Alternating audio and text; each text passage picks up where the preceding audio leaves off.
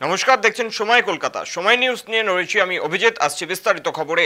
প্রথমেই চোখ রাখবো কলকাতা হাইকোর্ট চত্বরে মঙ্গলবার সকালে চাঞ্চল্যকর ঘটনা। ভোটার তালিকা থেকে নাম বাদ যাওয়ার আশঙ্কায় এক মহিলা গায়ে আগুন দিয়ে আত্মহত্যার চেষ্টা করেন। ঘটনায় আতঙ্ক ছড়িয়ে পড়ে আদালত চত্বরে। ঠিক কি ঘটনা ঘটেছে জানবো, আমাদের প্রতিনিধি সৌভিক সান্যাল রয়েছে। সৌভিক, ঠিক কি ঘটেছে বলো।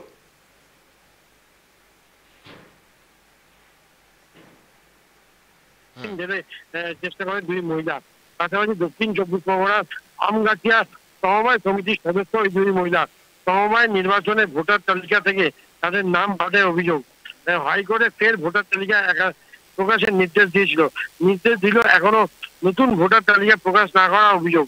সমবায় সমিতির দীর্ঘদিন ধরে মোটা সুদ দিয়ে টাকা তুলছে তারা, সেই টাকা ফেরত দিচ্ছে না বলে অভিযোগ করছে ওই দুই মহিলা। ওই দুই মহিলাকে উদ্ধার করে কিন্তু আপাতত হাসপাতালে নিয়ে যাওয়া হয়েছে এবং বর্তমানে তারা চিকিৎসাধীন রয়েছে এবং কত পার্সেন্ট বার্ন হয়েছে সেই সব বিষয়ে তদন্ত করছে পুলিশ। অভিজিৎ, ধন্যবাদ সৌভিক। আপনাদের আরেকবার জানিয়ে রাখি, কলকাতা হাইকোর্ট চত্বরে মঙ্গলবার সকালে চাঞ্চল্যকর ঘটনা। আপনারা জানেন ইতিমধ্যে এসআইআর নিয়ে ইতিমধ্যেই চাঞ্চল্য ছড়িয়েছে, তার মধ্যেই আজকের এই ঘটনা।